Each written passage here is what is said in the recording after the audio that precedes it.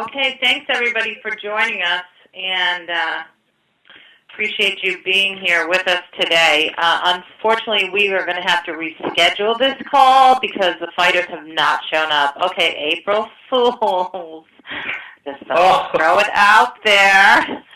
Yes, we are ready. Everybody is here, and we're joined by a great group of fighters.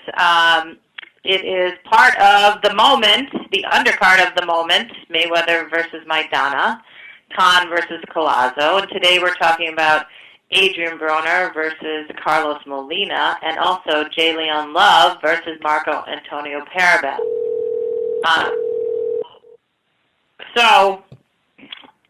It is May 3rd, of course, Saturday, May 3rd, all part of the moment. And today's host of the show and the call is none other than Leonard Ellerby, Chief Executive Officer of Mayweather Promotions. And Leonard, I'm going to turn it over to you, and just so everybody knows, the translator for Mr. Periban today will be Rolando Arianlo. Sorry, Rolando, if I said that wrong. So go ahead, Leonard, take it away from here, and we look forward to hearing from the fighters. We are going to start with J. Leon and Marco Antonio Periban, and when they're finished, we will connect Adrien Broner and Carlos Molina. So go ahead, Leonard. Thank you, Kelly. Hello, everyone. First off, I'd like to thank all you guys for joining us on the call today. We've obviously assembled one of the best undercards, best overall cards from top to bottom that I've personally seen in many, many years. Obviously, in our main event, we have Floyd and Maidana, which we all know is going to be a terrific, terrific fight. On last week's call, there was Amir Khan and Louis Collazo, and most of you guys heard from them.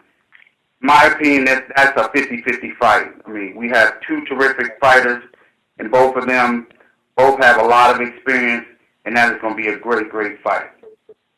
But today, the call, we have, to round out the undercard, we have a terrific undercard. We have three-time world champion Adrien Broner. He'll be fighting Carlos Molina in a 10-round junior welterweight showdown. To open the pay-per-view, we have Mayweather Promotions' own J. Leon Love. He'll be fighting Marco Antonio Periban in a 10-round super middleweight, which will be another great event. Our event is sponsored by Corona, O'Reilly Auto Parts, and AT&T. And when we first announced the main event, obviously the tickets went like hotcakes, so there are only a few tickets left. Before I get to the fighters, I'd like to introduce my partner, Richard Schaefer, who's the CEO of Golden Boy Promotions. Richard, would you like to make any comments?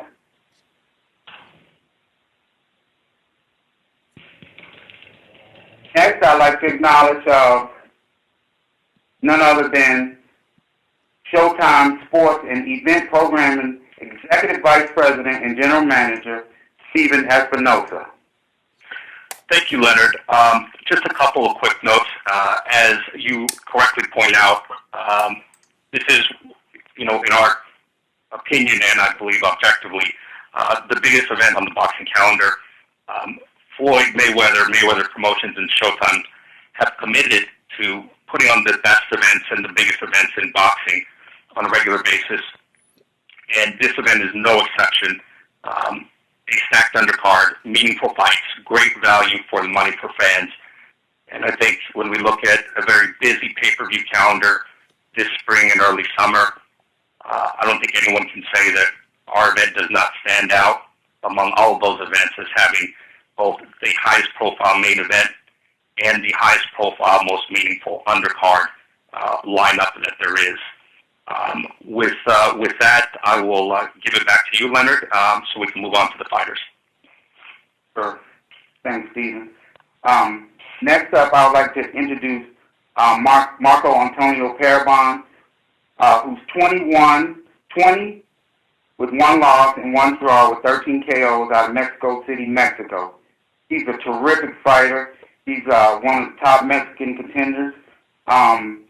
He just recently lost a tough fight against WBC champion Sakio Bika, and it was a great fight.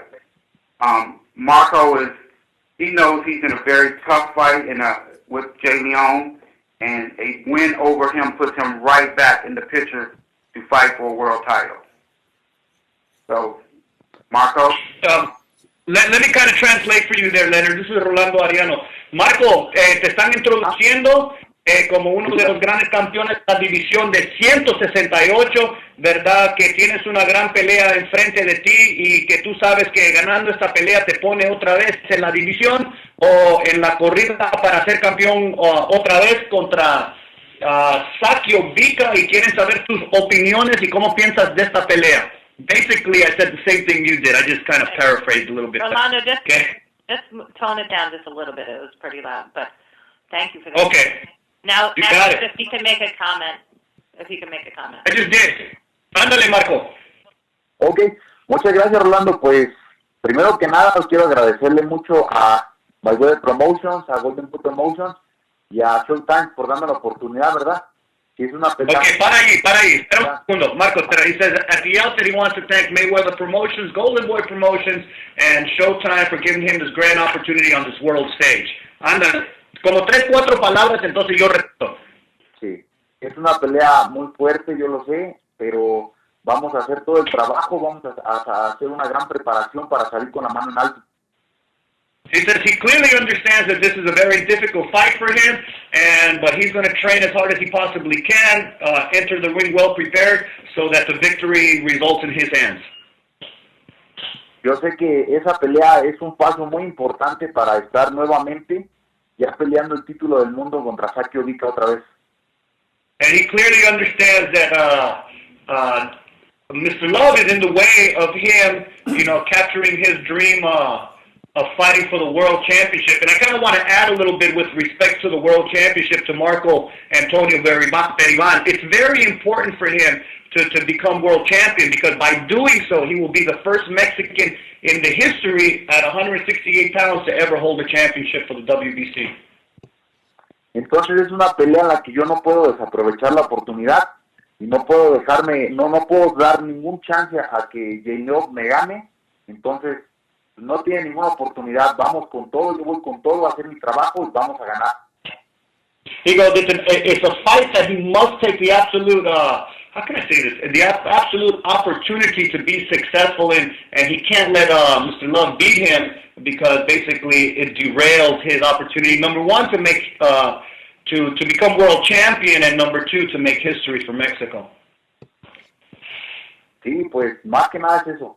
Tengo la mentalidad de que este año yo tengo que ser campeón mundial, el primer campeón mundial para México en esa división. Entonces mi trabajo lo voy a demostrar el día 3 de mayo, vamos por una victoria, y ahí es donde van a conocer a otro Marco Antonio Periban, que va a ser el nuevo campeón mundial en la 168. He's very focused, he wants that title for Mexico, so you can expect a very focused and determined Marco Antonio Periban scheduled for March the 3rd. ¿Nada más, Marco? Nada más, Roland, nada más eso. He goes, that's it. Okay, Leonard, go ahead. Next up, we have a terrific young fighter. He's part of the Mayweather Promotions stable. He's fighting out of Dearborn Heights, Michigan. He's 17-0 with 10 KOs. He's coming off of back-to-back impressive performances. In the first fight, he fought LaJuan Simon, and just recently, February 28th, a terrific performance fighting Team Beyonce, and a great fight on Showbox. Jay Leon will be looking to be very impressive in this fight, because he knows that Marco Antonio stands in front of him for his goal of being a world champion, and he has a tremendous amount of confidence in his ability. He looks to go out there and put on an impressive performance and great fight. So, without further ado, Jay. How you doing? I want to thank everybody for joining. Here it is, another stage. I am on another pay-per-view opener. We had one with David Rosado. Now here we are again with Marco Periban. A tough fighter. I know he's gonna come with his A game. I'm definitely gonna come with my A game, and that's what makes two good fights right there. You know, I've been training. I've been training extremely hard. I'm definitely focused.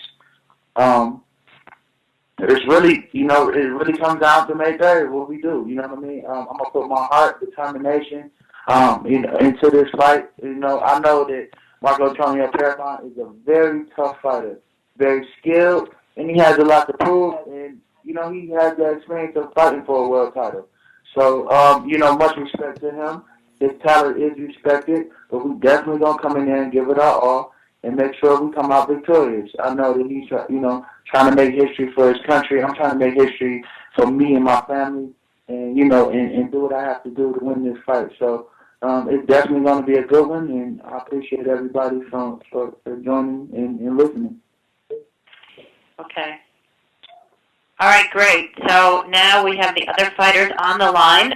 We are being joined by Adrien Broner and also Carlos Molina, and Adrien's coach, Mike Stafford, is also listening in on the call.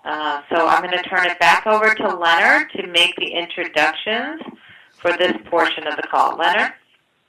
Okay, thanks, Kevin. Next up, we have a talented young fighter who's coming off of a 17-month layoff, and he'll be looking to hand Adrien his second loss.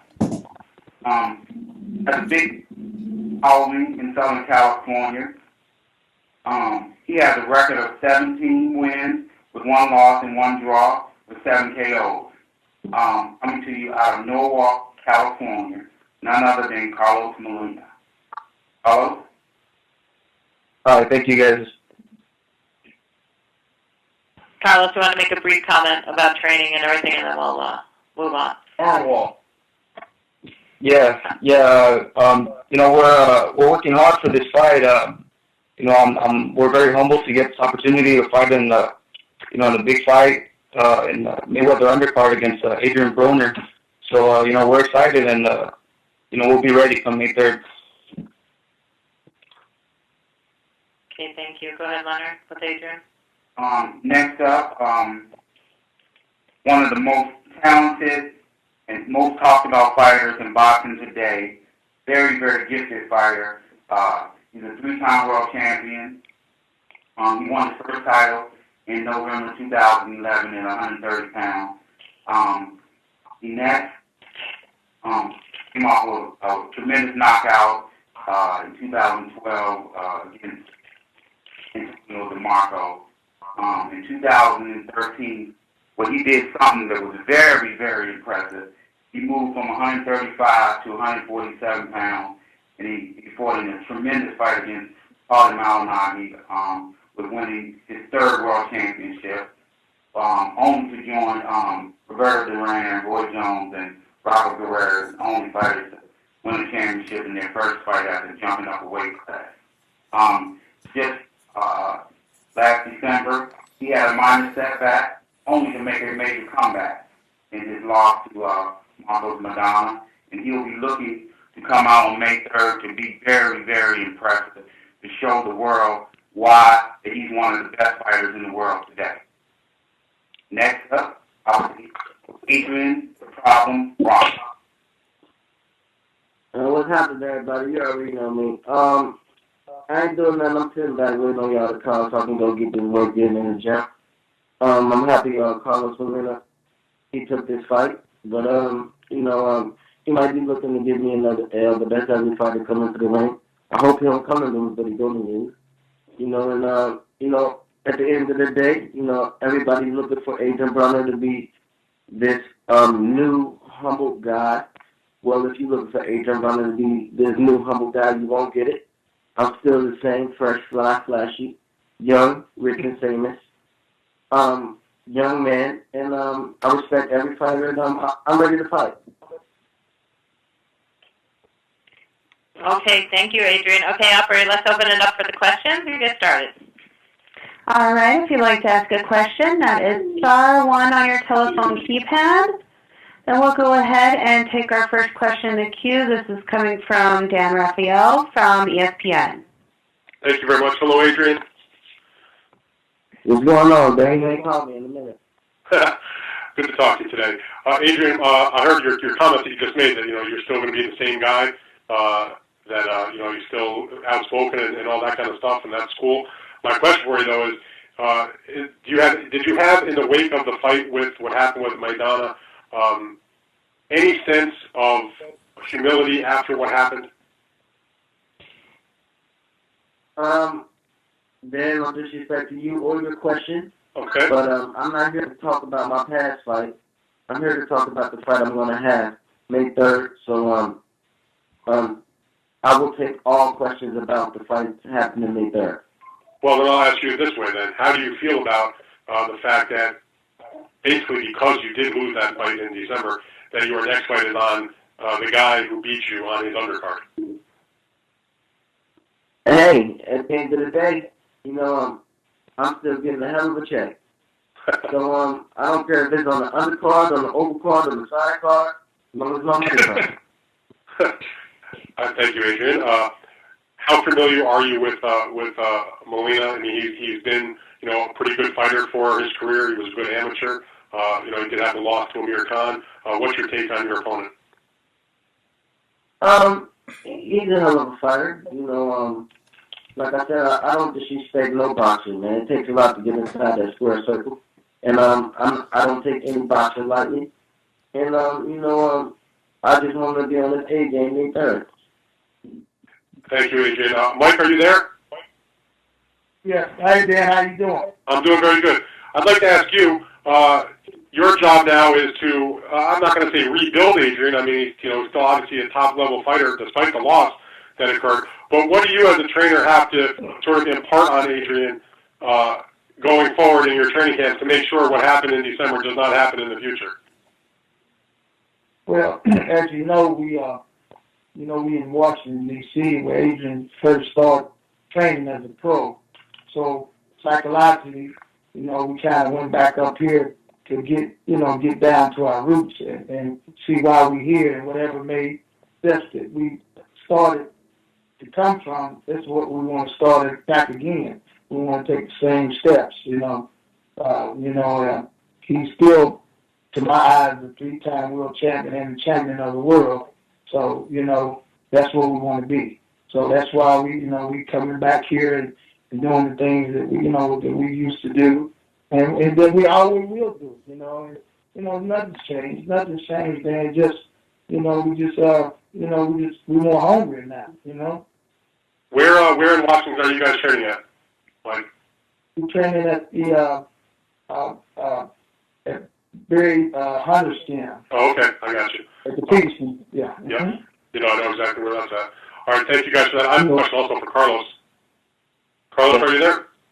Yeah. Hey, Carlos. Good to talk to you today. Certainly when Adrien had so much hype about him, and he had won the world titles in 3 different weight classes, and was considered one of the top fighters out there, and he has the loss that happened in December. They try to bring him back. They're not looking to match him up with King Khan. They believe that you're there to be beaten by Adrien Broner. How does that make you feel, and are you motivated by the fact that you are such a huge underdog in this fight coming off of your loss and also the long layoff? Yeah, I know the whole world sees me as an underdog, but that just motivates me even more. I think I got a lot to prove in this fight. I'm coming off the loss also with the Amir Khan, so I'm gonna go in there and I'm just gonna I've been working hard, extremely hard for this fight, so I'm gonna give it my all come May 3rd. Okay, thank you very much, Carlos. Appreciate it. Thank you. All right, and we'll take our next question coming from Kendrick Johnson from the Dallas Weekly. How you doing, Adrien? What's happening? What's up, man? So, what can we expect different this outing that you learned from your last time out in the ring? And can you talk about, are you going to park it at 140, or you just trying to test the waters so you can basically fight 3 different weight classes? We're going to do what's best for Adrien Broner's career at that time. this is my first fight. Well, not my first fight, but my first worldwide on television fight at 140 pounds. So, we're at 140 right now, and we're going to see where we go from here. Can you talk about what you learned from your last outing that will help you going forward with this outing? Is there a particular reason that y'all fighting 10 rounds instead of 12? Like I said, I don't make my fights, and I don't make the rules of my fights. I'm just a fighter. So with that being said, all I'm doing is training hard, and I'm getting ready for May 3rd. And can you give us you said that you're humble about your mental makeup coming in this fight. Are you doing anything different, or are you kind of re-energized to prove everybody that you're still here? Or is there any new tricks, like your trainer said, you're going back to your roots? Is there any particular reason that you find yourself in between the last few months? I mean, anybody, with the pedestal they put me on, anybody taking a loss that I did, it'll probably break them. But coming from where I come from, I'm strong, so I'm strong mentally and physically, so I'm okay. I'm perfectly fine with myself, and I don't care that a lot of people looking for me to just go in here and walk over this guy, but at the end of the day, they're forgetting that he's not just somebody to walk over. He's a top class fighter, and I can go in there and make the best fighter look like the worst fighter when I'm on my A game. So after May 3rd, I just hope I don't get a lot of criticism for who I'm fighting and the way I make it look. And can you also talk about being out there in San Antonio that you feel like you didn't get lack of credit because most people don't get up when getting hit with the bombs that you got hit by, that you showed the heart of a champion and through adversity. Do you feel that helped you going forward? It's okay. It's all right. It's all right, man. Because at the end of the day, a lot of critics never felt the punch a day in their life. They just sit back and sit on the computer and they write. But they doing their job, and I'm gonna keep doing my job. And last but not least, where you want this to springboard you to? Just like last year, the Paulie basically took you to a new level when you beat Paulie. Where do you want this to springboard to you in the future? What's your goal? After this fight, they will see that I'm still the problem. Anybody can get it. Africans, Mexicans, Puerto Ricans. I'm still the same guy, man. All right, look forward to seeing you May 3rd, man, out there in Vegas. All right, yeah. All right, and again, just as a reminder, if you'd like to ask a question, please press *1 on your telephone keypad. All right, our next question coming from Lem Satterfield from theringtv.com. Hey, Adrien. Hi, Mike. How you guys doing?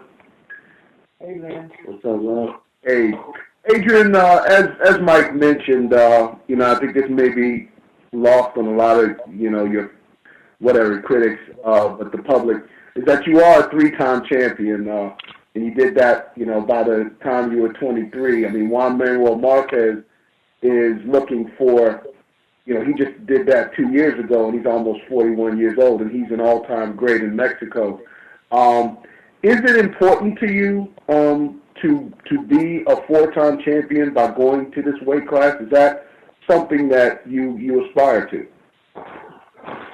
Of course. I mean, but right now we're worried about this strong Mexican who's going to try to come here and take our head off, and that's Carlos Molina. We're going to take care of business May 3rd, and then we'll worry about getting a world title at 140 after that. We know it's on the way, but we got to take a step at a time. Okay. Speaking of perspective, what is involved in the mental and physical adjustment of dropping? You rose 2 weight classes, 147. Can you talk about the mental and physical adjustment of dropping back down and kind of refocusing in this weight class? It's really not a big change. Like for me, I'm naturally a lightweight. I just can fight in the upper weight class. I got the skills to do it. And, making 140 is not a problem. And just being mentally sound is not a problem. Focusing up, staying in the gym. I got a great support system, and I'm okay. What is the comparative level of energy and power at 140 for you compared to 147 and 146? Say it again?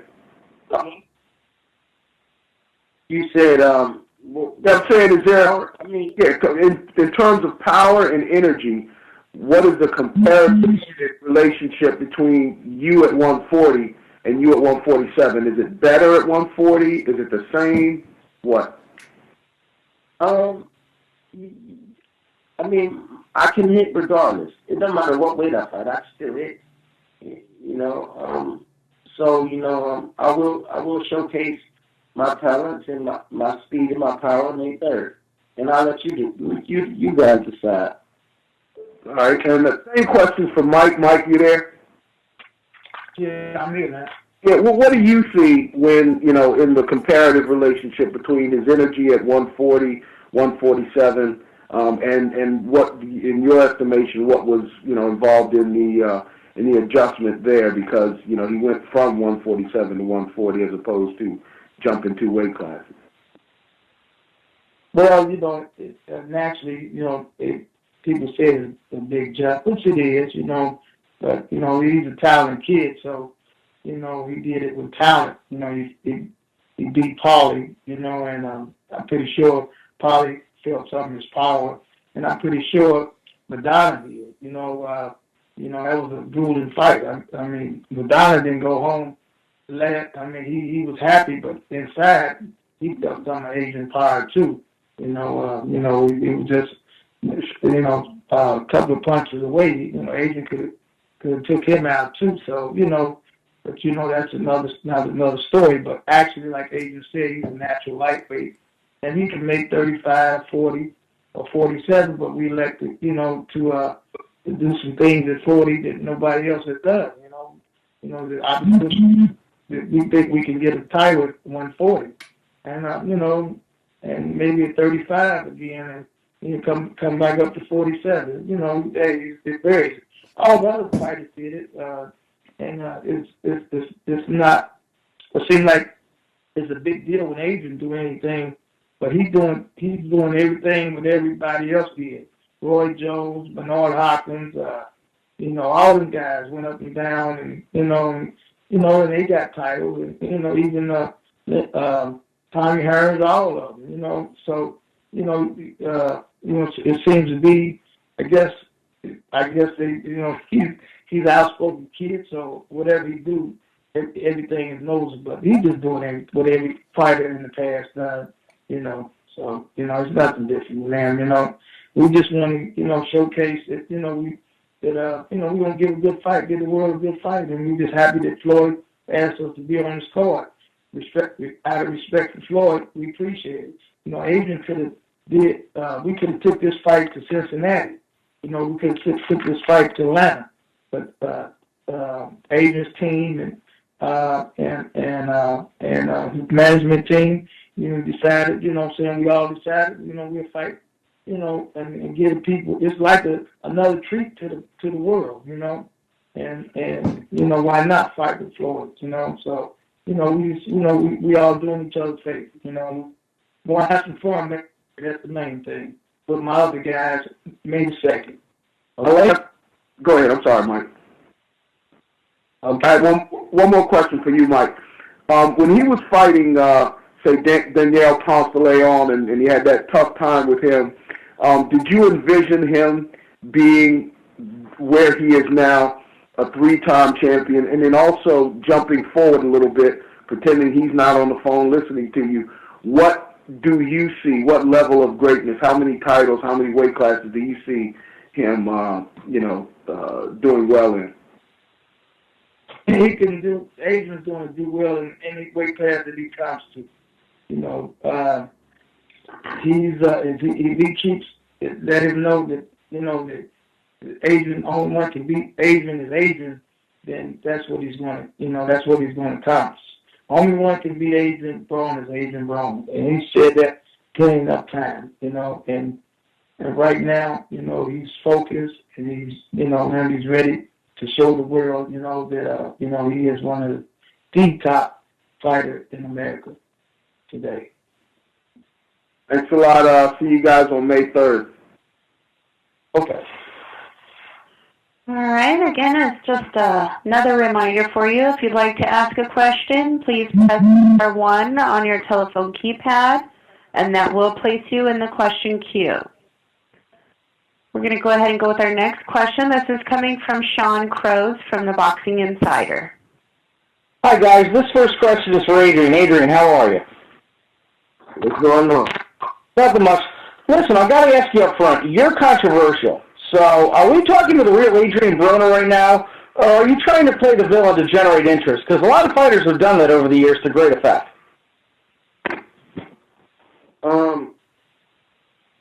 You said, are you talking to the real Adrien Broner? Yeah.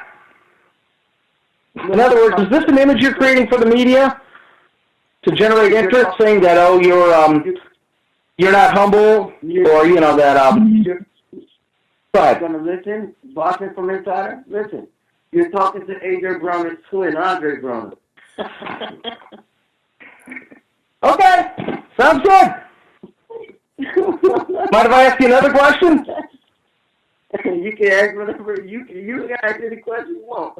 Okay, sounds cool. Listen, Floyd Mayweather said he'd like to see you focus more on boxing and less on things like social media and hip-hop. Are you focused more exclusively on your fighting career right now? At the end of the day, I'm going to do whatever makes Adrien Broner happy. Of course, I listen to my big brother a lot. We talk every day. And, he tells me things that that's not on the internet or not on the social website. So, me and him have a great understanding, and I'm doing great. Okay, good. Hey, one more question. Is Richard Schaefer here or no? No, he's not on the call. He's not on the call. Okay, one last thing. This is for Carlos Molina. Carlos, real quick, do you feel you're not getting the attention you deserve right now? You know what? It doesn't bother me at all. He's a 3-time world champion. He's the one that's supposed to put on the show. So I'm right here, just working hard and getting ready for May 3rd. Okay, sounds good. Thanks. Okay, I believe that was our last question. Operator, do we have any more questions that came into the queue, or are we going to wrap this up? I think we're wrapping it up. Okay, great. Okay, Leonard, do you want to take us out with a final farewell and also comments from any comments from the fighters before we wrap this up? Why don't we start with Adrien? Do you have anything to just finish the call up with? Any last thoughts on your fight May 3rd?